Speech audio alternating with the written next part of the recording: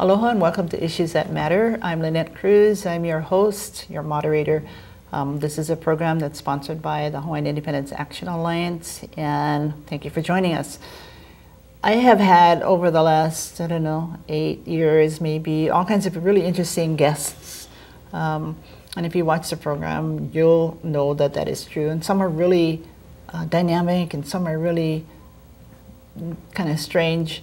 Hopefully interesting anyway, no matter how that falls out. But today, my guest is Walter Ritte, who's sitting here next to me, and I'm so happy to have you because, Walter doesn't live here on Oahu, but I'm happy that he's here, so I get to take advantage of him while he's here. Some of you may already know Walter. He's, well, our title says it all. He's really a man for our times this time. So let me introduce you to Walter, and then Walter can introduce Walter to everybody else. Thank you for joining me. Aloha, Lynette. I'm really glad to be here. Almost couldn't get a flight out, but I got a flight out.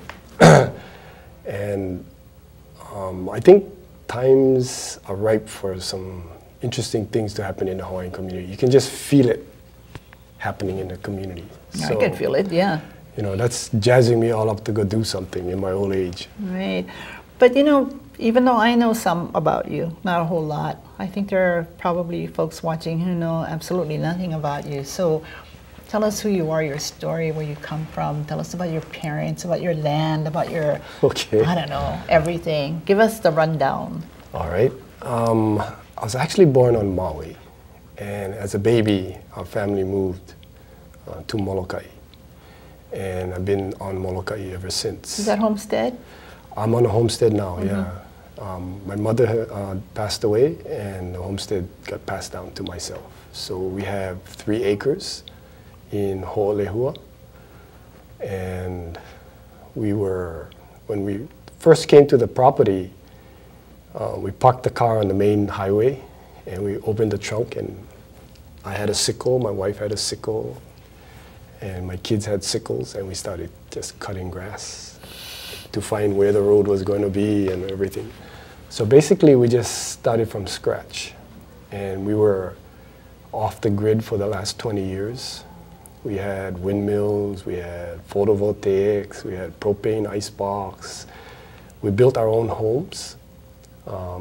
We used mangroves from the ocean, and we used the same exact architecture that our ancestors used. We put wall posts and center posts, and we connected all the posts. And then we actually dug the post and put it into the ground. And they said, you cannot do that because all the bugs are going to eat your post. I said, not mangrove. So those houses lasted for over 20 years. And it cost us like $5,000 to build our house. And it's because we used the natural resources, and we just bought 2x4s and plyboard. And we became homesteaders. We had water, so that was not too much of a problem. And today I have all kinds of fruit trees, all kinds of trees, vegetables. I'm really, really lucky because all of my sons put houses around us. We have a kauhale, and we have like 12 mo'opuna, and you see them walking through the yard visiting each other all the time, and everybody depends on each other. And the Department of Hawaiian Homelands really look down on that. They have strange rules that you can only put one house up, and if you're going to put one up, you got to tear down the other one. And I just tried to survive, so I just built one for me, a small one for my mom, and then now we have our children building their own homes. And we got taken to court. My mother had to go to court. She lost her first case, and they said that we had to tear down all the houses. Native Hawaiian Legal Corp helped us. We went all the way to State Supreme Court, and we're sitting in court waiting for the Department of Hawaiian Homelands and the City and County of Maui, and nobody showed up. And that told us that even though they had administrative rules that said we had to do A, B, C, D, Those rules were never codified by federal government. So their job was to put us on the land, not to tell us how to live. And the first homesteaders on Molokai were given picks and shovels and said, do the best you can, because if you're successful, this project is going to be successful. So we had the same attitude. We didn't ask for money, we didn't ask for help, we just wanted to survive.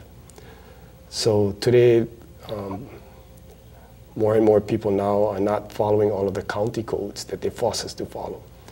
So people are beginning to survive on their own. And the department is relaxing a little bit and allowing people to build what they need to build to survive. So on Molokai, it's been a really good life over there. And people have the vision that Molokai is somehow some poor thing place, you know, that we're all on welfare and we don't want to follow rules, and whatever's happening to us, they deserve it, good for them, you know, it's like. But actually, Molokai is a very, very interesting place because we have luau's almost every weekend. For everything you can think of, well, somebody will throw a party.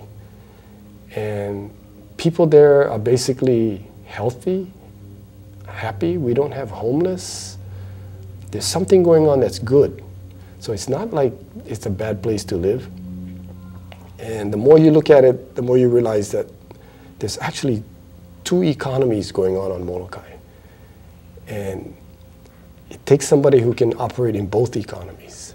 On Oahu, there's basically one economy. That's the cash economy. On Molokai, we have a subsistence economy that is just as powerful as the cash economy. And 1/3 of all our food is free on Molokai because of that subsistence economy.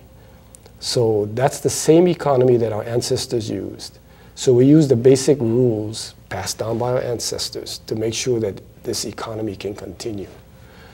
And it's working well on Molokai. So we're all of these years we've been trying to protect the resources because we needed those resources for us to survive. And we have hunters. Hunters are pretty hard-headed people, independent thinking. They go where the animals go, even though there's a sign that says you're not supposed to go. Fishermen go out in the ocean, it's free. They go any place they want to go, anytime they want to go. So they're pretty independent thinkers. Then we got farmers. You can't tell farmers what to grow. They're going to grow what they want to grow. So on the other side of the coin, we had plantation. And the plantation guys are more like, tell me what to do. I'll show up at 6 and then I don't have to think, I'll just do whatever you say. But we had more independent thinkers on Molokai than we had plantation people. So that defined the attitude coming out of Molokai. And then over there we have like maybe over 50%, getting close to 60% of the population are Hawaiians. So it's unique in that sense. So these people that are living there have this affinity towards the resources. It's in their blood. And then they begin to realize that we need to protect those resources if we're going to be able to survive. And that gives us this whole attitude on Molokai that's really different from Oahu. We're not afraid of saying no. We're not really connected to that one economy, so we can think of different ways of doing things. And when we talk about sovereignty, the word sovereignty, we don't have to describe it too much. I mean, we don't, people get it. They get it, they're living it. I mean, if you cannot grow your own food, it's hard to talk about sovereignty. You know, I mean, if you have to figure out waiting for the barge and waiting for the store to open and somebody to give you the money or you go make the money in order to get what you want, that in-between thing, it's difficult to have the attitude. On Molokai, we have that attitude of we can feed ourselves. If all hell goes wherever, we're still going to survive. So we have this attitude. So that's the attitude that I've grown up with. And it's gotten me into a lot of trouble down the line, but I still believe in that attitude that we have to be independent, we have to be self-sufficient, and we can be. And I have total confidence in what our elders were teaching us. I'm half Haole. So I was brought up by Kupuna on my Hawaiian side, and I was brought up by Kupuna on my Haole side. And I knew both sides. So I had a choice. And my choice was, if I went with my Haole side, I couldn't see the end. It was almost a dead end. Everything was not sustainable. It was going to end. On the Hawaiian side, it was like, it's a continuum. You know, all the things, the values and everything allowed us to continue. So that's the side I chose. And I'm totally committed to that side. All of my life, I've tried to speak for the things that couldn't speak for themselves, whether it's the land or the coral or the ocean or the resources. That's been my goal. That's been my passion. To the point where my wife keeps telling me, you know, well, what about the people? It's like, people can take care of themselves. You know, it's like we have to make sure the future generations have the same resources we have, at least the same. And the way things are going, that's not good enough, because now we've got to make sure we build them back up again. We've lost so much of our resources. That's the reason why I'm getting involved with the Office of Hawaiian Affairs, is because I got really, really scared this year about the attitude that our government has towards the resources. Oh, there must have been 15, 20 bills that were all anti-resources. So it was like, wow.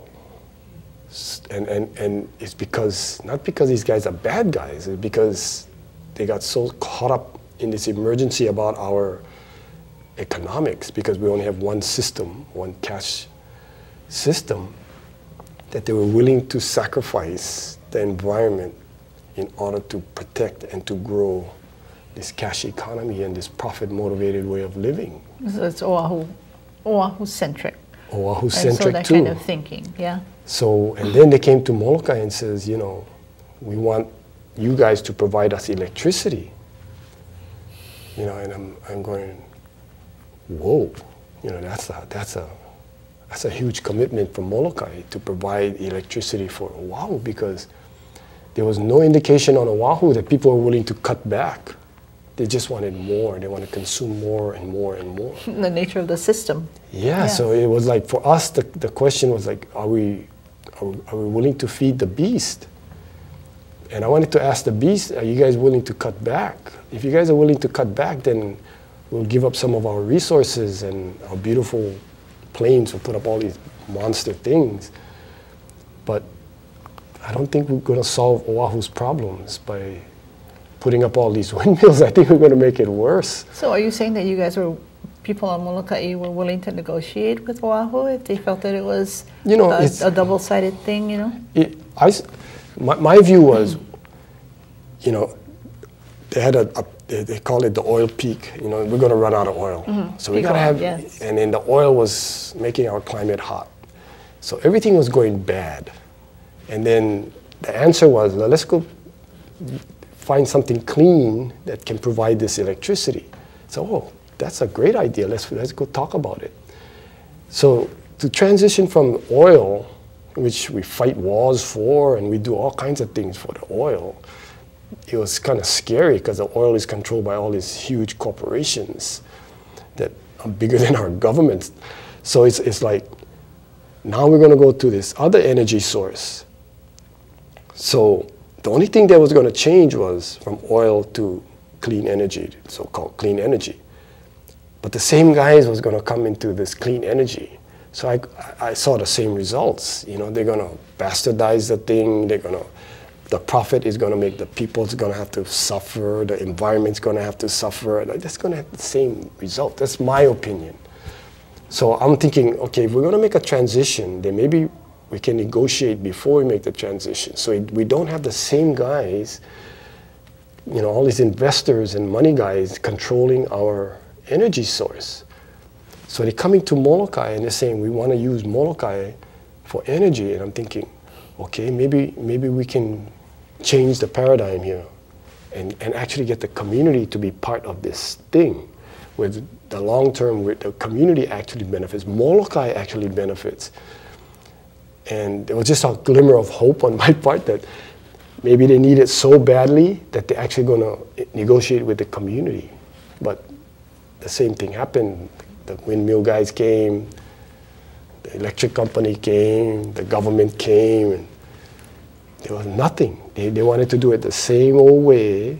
The same old guys are going to do the same old thing, just a different energy thing. So eventually everybody just said, no, no thank you. So, you know, we were listening and hoping that this was going to be not only good for Oahu, but good for Molokai. But so far we haven't seen anything for Molokai. And we know what we want in our future on Molokai. We know we want to be producers, we want production on the island, and we want resource management, and we want to increase our resources. We know where we want to go, but you know, this windmill stuff doesn't add anything to where we want to go. So there's no support on Molokai right now for feeding the beast, you know. So I hadn't thought of it like that, but I suppose you're correct. It is about just putting more energy into something that is obviously not working for you. Makes no sense. It doesn't make sense. It's the consumption here is scary. I mean, it's a big city. I went to use the bathroom, you know, and I went to a whale sanctuary meeting, and I walked in the bathroom, and I was going through the door, and the door opened by itself. And I got hoka, you know, and then I went inside to use the bathroom, and the water goes by itself, and the water turned on by itself, and this heater goes on, and you warmed your hand, and I turned out to walk out, and the door opened, almost hit me in the head. I mean, why you need all this electricity to just use the bathroom? It just scared me. I said, this thing is getting out of hand. And then all the windows are closed, and you got to wear a jacket in order to survive for a 1-hour meeting. Otherwise, you're going to catch cold. So things are kind of like, it's like wasting so much energy. I cannot believe it. Anyway, this is my own personal opinion. Consumption makes the world go round, right? I mean, that's kind of what it is you make it so that people have to have air conditioning. You create things in such a way that people have to depend on more and better, more and better. They wouldn't know what to do if they were in a room that you had to open a window for. I mean, basically, or use a fan, or let the wind come blow through. So there's no money in that. There's no money in that, and it's a dead-end street. You know, I mean, I always think about what's going to happen to our future generations, and it's like, then I say, I got to do something now. This is going down the wrong road.